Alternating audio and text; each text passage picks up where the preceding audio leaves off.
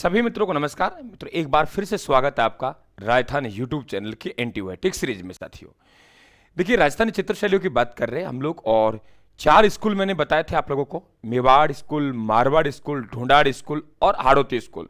Mewar school, Marwar school का आपको antibiotic दिया जा चुका है और ढूंढाड़ स्कूल का मैं एंटीबायोटिक अब दे रहा हूं। साथियों, स्कूल ढूंढाड़ है, उसमें आने वाली चित्र शैलियां आमेर है, जयपुर है, अलवर है और उनियारा टोक है। पूछा जाए उनियारा टोक कौन से चित्र स्कूल का अंग रहा है, आप कहेंगे ढूंढाड़ का रहा है।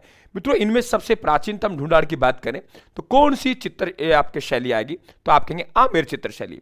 मित्रों, ये ढूंढाड़ की मूल चित्र शैली है और इसमें प्राकृतिक रंगों का प्रयोग किया गया। यशोधरा नामक चित्र आमेर चित्र शैली का है।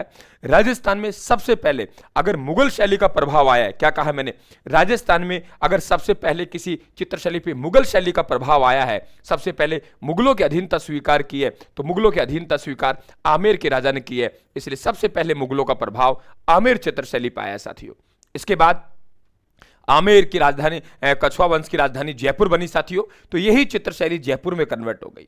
जयपुर किसने बसाया? सवाई जयसिंह ने। तो सवाई जयसिंह के समय से इस चित्र शैली की शुरुआत मानी जाती है जयपुर की। सुवर्ण काल, सवाई प्रताप सिंह का शासनकाल स्वर्ण काल, वे ही साथियों जो हवा महल का निर्माण करवाएंगे। ब्रजनिधि ग्रंथावली जिनकी काव्य मंडल थी, तो स्वर्ण काल सवाई प्रताप सिंह का शासनकाल कहलाता है। साथियों, ईश्वर सिंह, इस चित्र शैली में ईश्वर सिंह राजा हुआ, उनके दरबार में साहिब राम नामक चित्रकार रहते थे। कौन रहते थे? साहिब राम। साथियों, तो साहिब राम ने इनका आदमकद चित्र बनाया। जयपुर चित्र शैली की प्रमुख विशेषता है साथियों आदमकद चित्र, मानो का जैसा का तैसा चित्र। तो सवाई ईश्वर सिंह का आदमकद का चित्र बना, साहिब राम इनके प्रमुख चित्र दरबारी थे। साथियों, वेरी इंपॉर्टेंट क्वेश्चन कि साहिब राम नामक चित्रकार कौन से राजा के दरबार में निवास करता था? ईश्वर सिंह के। साहिब राम नामक चित्रकार कौन चित्र शैली में था? जयपुर में। साथियों, अब आप एक बात देखेंगे कि यहां पे रंग देखिए, यहां पे हरा और नीला रंग है, यहां पे पेड़ पीपल का है, यहां भी हरा और नीला रंग है, यहां पर पेड़ पीपल का है। अलवर चित्र शैली और जयपुर चित्र शैली दोनों में कलर और वृक्ष समान है। अगर कलर देखें तो हरा और नीला, इधर भी हरा और नीला। अगर पेड़ दिखे तो पीपल का, इधर पीपल का। फिर सर अलग क्या है दोनों चित्र शैलियों में, वे हमें जरा बताने का प्रयास करना। बिल्कुल बताने का प्रयास कर रहा हूं मैं आपको। देखो, अलवर चित्र शैली में ध्यान रखेंगे कि अंग्रेज लोग रहे। बस कौन थे? अंग्रेज लोग थे साथियों, और अंग्रेज लोग अश्लील हरकतें करते थे मित्रों। तो अंग्रेज लोगों का चरित्र था ऐसा। तो यहां हम लोग बात करेंगे अलवर चित्र शैली में ऐसी विशेषता आएगी। पहले जयपुर पूरी करते हैं।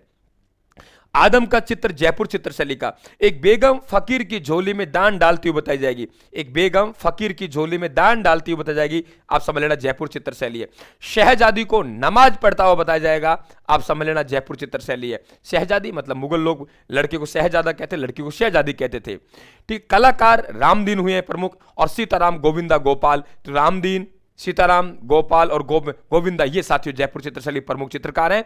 तो आदम का चित्र जयपुर चित्र शैली की विशेषता, एक फकीर की झोली में, एक बेगम फकीर की झोली में दान डालती हुई बताई जाएगी, जयपुर चित्र शैली की विशेषता। नमाज पढ़ती हुई शहजादी को बताई जाएगी, जयपुर चित्र शैली की विशेषता। अलवर में क्या है? देखिए, अलवर जयपुर के नजदीक था तो मुगल थे, और उधर से दिल्ली, दिल्ली में कौन थे? अंग्रेज। तो मित्रों, दिल्ली का प्रभाव भी अलवर पे था। तो हम लोग कहेंगे वे चित्र शैली जिस पर मुगल और अंग्रेज दोनों का प्रभाव रहा है, मुगलों का भी रहा है, अंग्रेजों का प्रभाव भी रहा है, तो वे चित्र शैली अलवर। शुरुआती लक्षण हमें प्रताप सिंह के समय दिखाई दिए, लेकिन डाउट था, अब क्लियर हो गया। तो शुरुआत हुई थी बख्तावर सिंह के समय। स्वर्ण काल विनय सिंह का शासनकाल कहलाया। क्या कहा मैंने?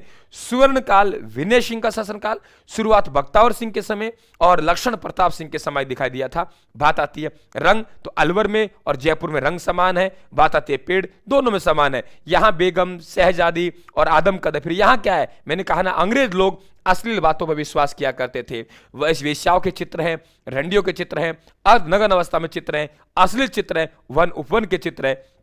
हाथी के दांत पर, हाथी के दांत का चित्र नहीं, हाथी के मूल दांत पर चित्र, इसलिए चित्रकार का नाम क्या हो गया? मूलचंद। हाथी के दांत पर चित्र, हाथी के मूल दांत पर चित्र, इसका मतलब चित्रकार का नाम क्या हो गया? मूलचंद। हाथी के दांत पर चित्र किसने बनाया?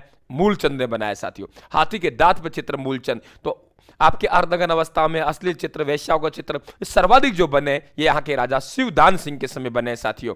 बात करते हैं हम लोग, देखिए यहाँ पे उनियारा चित्र शैली, राम सीता, लक्ष्मण हनुमान, जनाना महफिल और मर्दाना महफिल, ये चित्र है मित्रों। हम लोग बात करें, देखिए समझ आ रहा है आपके?